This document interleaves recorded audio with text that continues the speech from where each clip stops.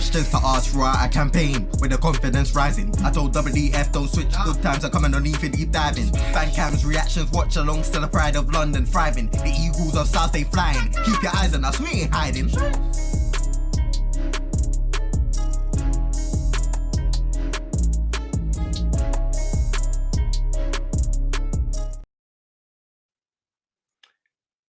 Big up, everyone. Hope you're well. And yes, we are back. This is a completely new concept that we're going to do throughout the season as best as we can. And that will be bringing to you Roy's presser. So he's at his presser for the Sheffield United game today. A very lengthy one, because obviously there's going to be quite a few things to discuss. So I'm going to pretty much just break it down. Try not to be 15 minutes like that Roy was, but give you a quick insight into what Roy was saying ahead of the Sheffield United game that is tomorrow, 3 p.m. kickoff at Bramall Lane. So he was initially asked, why did you want to carry on? And basically he said, listen, the club asked me to carry on and I enjoyed working with the team, so he couldn't resist. And obviously he did a fantastic job the back end of last season. So yeah, happy days with that. And he's taken on the role this year, and I'm sure, especially if we get the backing, which we'll get into, I think he'll do another good job. He was then next starts, how do you replace Wilf? So he quickly came out and said, listen, we've played quite a few games without him towards the back end of last season. That was due to obviously Wilf picking up muscular injuries, whether it was groin or hamstring injuries and stuff. He said, we wish him well in his new venture, but we have to get used to being without him. Which is key, because you know what, even if he had signed a new contract, if he was then to leave at the end of his career, we would still have to, obviously deal with life without him and stuff. He's been obviously a faithful servant to the club. But this is it's a new era, it's a new dawn. He's going off to hopefully be doing better things with Galatasaray, and we're going to have to just move on without him. Roy was then asked, how important is it that Elise and Eze stay? And obviously, as fans, it's massive. We, at least for one more year, we have to keep them both, in our personal opinion. But he said, I came with the awareness that even though Wilf was potentially going, that we will still have our key players. So this is another major factor here, that this as to why Roy signed. He knew with the Wilf situation, that's touch and go. Obviously, he wanted him to stay, but he knew that Wilf could go.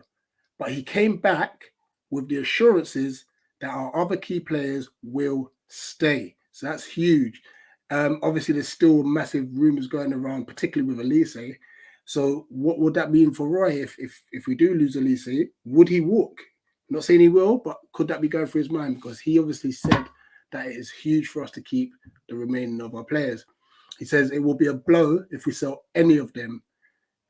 However, we cannot avoid the speculation, which is true. The media are going to write up what they're going to write up.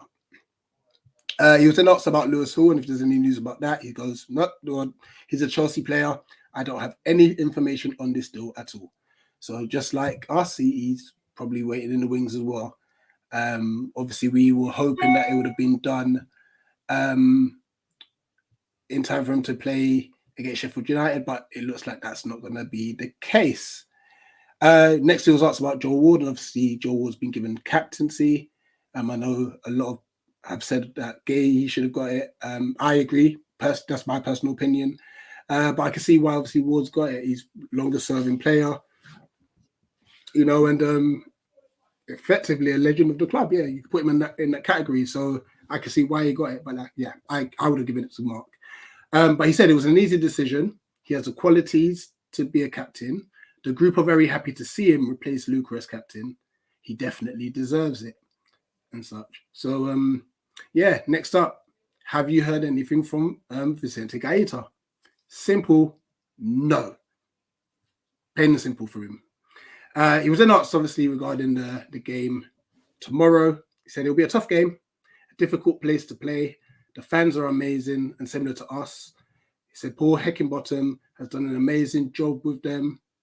Any game away from home would have been hard. We expect them to be fired up. We expect them and the fans to put us under pressure.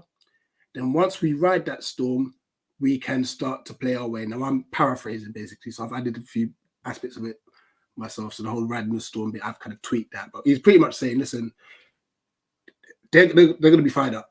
We're going to have to deal with that part before we can think about playing our way and such. That's where he's coming from with that. And I kind of expect that. We've got to try and keep them quiet, especially the first 10, 15 minutes. You know, we really have to silence the crowd as best as we can because they're going to be up for it. This is huge for them. They're back in the Premier League. The players are back in the Premier League. They're going to want to show the rules, especially the first game back in front of their own fans. He was then asked regarding time wasting. So Roy said, listen, the question will be, what would be deemed as time wasting? Some aspects are not time wasting. And he was saying things like the keeper deciding to kick the ball out, it's a throwing the ball out, that's not time wasting. So it all depends on what is deemed as time wasting. He said, no one in football will be against blatant time wasting.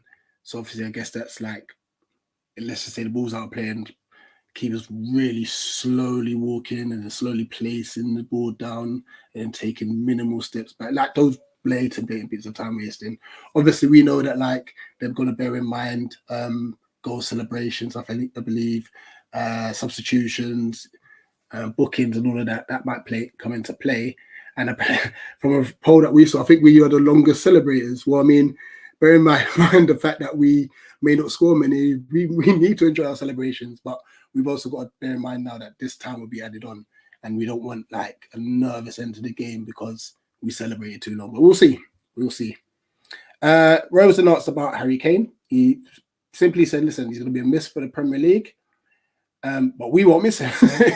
He said, our coaching team, as a team, we will not miss him. Harry Kane always scores against us, you know, so I wish him all the best, but good riddance. Good riddance. And he did also say that, listen, Andrew will obviously he will have something in mind and such. Next, mentioned injuries. He said Michael Elise is still out for considerable time. He said Hughes is out, obviously, because of that horrific tackle he received during pre-season against Leonaris. The Franson one's interesting. He has a stress problem. So the medical team are saying they're taking no chances.